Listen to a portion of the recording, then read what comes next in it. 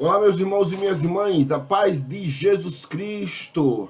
Viva Cristo Rei, salve Maria Imaculada e São José, que interceda por nós com a sua poderosa intercessão, assim como todos os santos anjos intercedam por todos nós diante de Jesus, diante do trono do Deus Pai, que o Espírito Santo esteja em vosso lar com todos nós, para a glória do Pai, do Filho e do Espírito Santo. Amém.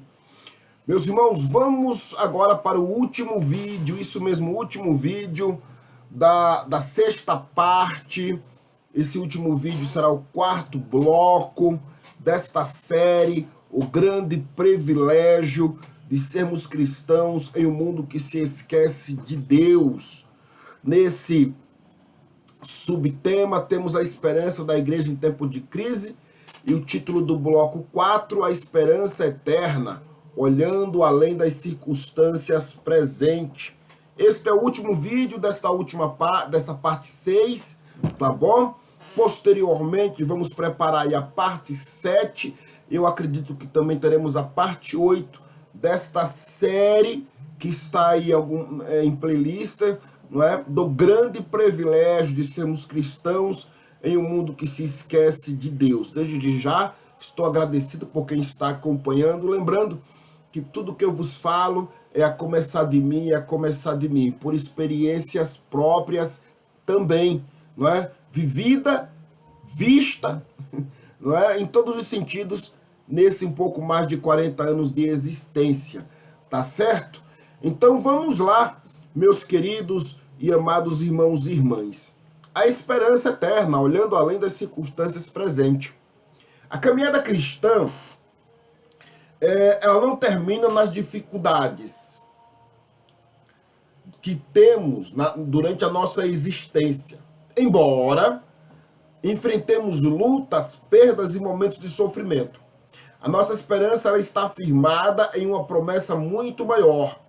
Deus preparou uma eternidade para aqueles que permanecem fiéis, firmes em Jesus Cristo.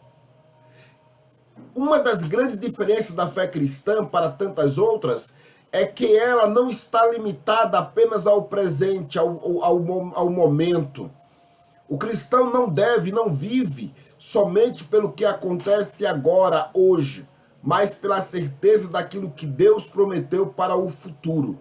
E não um futuro terreno, não mais um futuro momentâneo, passageiro, como vivemos, mas um futuro eterno, na eternidade. Nossa história não termina com as dores deste mundo. Existe uma esperança eterna reservada pelo próprio Senhor e por Ele mesmo prometida. O apóstolo Paulo nos traz isto à memória, que é o nosso apóstolo dos gentios, né, que enfrentou perseguições, prisões, açoites, entre tantas outras aflições. Quando ele escreve aos Romanos, lá no capítulo 8, versículo 18, está escrito, quando ele escreve a sua carta aos irmãos, dizendo assim, ó, porque para mim tenho por certo que as aflições deste tempo presente não são para comparar com a glória em nós, que a nós está reservada. Ou seja, o que passamos aqui é fichinha para aquilo que o Senhor tem nos reservado nas mansões celestiais. Paulo não estava negando a existência do sofrimento, como eu já falei no outro vídeo. Ele conhecia profundamente as dificuldades da vida, porém ele compreendia que nenhuma dificuldade, que nenhuma dor, que nenhum sofrimento do presente, do momento, poderia se comparar com a grandeza daquilo que Deus havia preparado através de Jesus Cristo, seu Filho, Senhor nosso Salvador. Essa esperança eterna, ela precisa e ela deve, ela muda a nossa maneira como enfrentamos os desafios, ou precisa mudar a nossa maneira de como nós enfrentamos os desafios da nossa existência.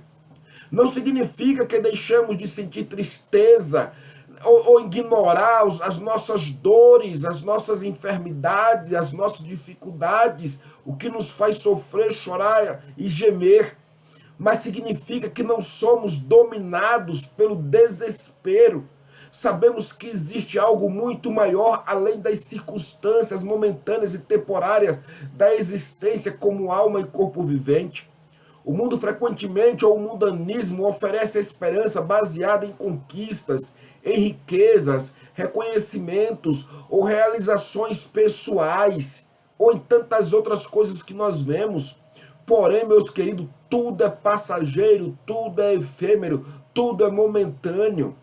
A verdadeira esperança do cristão, a verdadeira esperança do crente em Cristo, precisa de fato estar em Cristo, em Jesus, porque somente Ele oferece uma promessa para que permanece para sempre, para toda a eternidade. O próprio Cristo, ele nos conforta, assim como ele confortou os seus discípulos quando assim caminhavam com ele, e nos conforta nos dias atuais, em pleno 2026, ou em qualquer ano que você vá ouvir ou assistir este vídeo, que o algoritmo, né, vai te oferecer para você assistir. No Evangelho segundo escreveu São João, no capítulo 14, versículo 2, o Senhor nos conforta dizendo, na casa de meu Pai há muitas moradas, se não fosse assim eu não vos teria dito que vou preparar-vos lugar. Essa promessa revela o cuidado de Deus com o seu povo, com aqueles que o seguem, com aqueles que permanecem fiel e firmes. O Senhor não apenas nos acompanha nesta caminhada, como ele mesmo também disse, até a consumação dos séculos, mas ele também preparou um destino eterno para aqueles que nele confiam, que nele acreditam e depositam a sua fé, que estão dispostos, se preciso for, até mesmo serem decapitados, perder a sua própria vida, pois sabe que quando nós perdemos a vida por amor a Cristo, a ganhamos na eternidade, pois assim foram os santos que viveram antes de nós. A esperança da igreja não está em um mundo perfeito, criado pelos homens, mas está mais na restauração completa que Deus realiza e realizará um dia para cada um de nós. E esse dia, nesse dia, não haverá mais dor, não haverá mais lágrimas, não haverá mais sofrimento, não haverá mais pressões da existência. A presença de Deus, ela estará plena, será plena, e aqueles que pertencem a Cristo desfrutarão da vida eterna ao seu lado, pois nesse dia não feriremos mais ninguém, como também não seremos mais feridos, não teremos mais os sentimentalismos egoístas da carne, mas antes tudo que faremos será para a glória daquele que estará à nossa frente, à nossa vista, mas que já comecemos a viver já nesta terra como se lá já estivéssemos.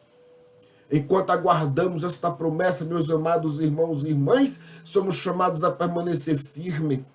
A esperança futura não nos torna indiferentes do presente, pelo contrário, ela nos dá força para vivermos com um propósito, num propósito e para o propósito de Deus através de nós, que é amar as pessoas, servir ao próximo e anunciar ao evangelho. Doa quem doer, queira o homem gostar ou não, escutar ou não, mas estamos aí para pronunciar e proclamar as boas novas do Senhor.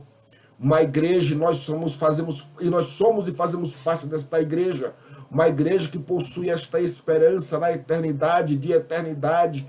Ela não vive dominada pelo medo, ela enfrenta o presente com coragem, porque sabe que o futuro está nas mãos de Deus, e louvado seja Ele por este futuro que a nós é reservado, por causa dEle e para a glória dEle. As crises, meus irmãos, deste mundo, elas são reais, é verdade, mas não são eternas, também é uma verdade. As dificuldades passam, as circunstâncias elas mudam, mas as promessas do Senhor, ela permanece para sempre, ela é imutável. Que os nossos olhos, meus irmãos, estejam voltadas não apenas para aquilo que acontece no nosso dia a dia, ao nosso redor e derredor, mas para aquilo que Deus já preparou para cada um de nós. Que a esperança da eternidade, ela fortaleça a nossa fé e nos ajude a permanecermos fiéis até o fim dos tempos, pois vale a pena.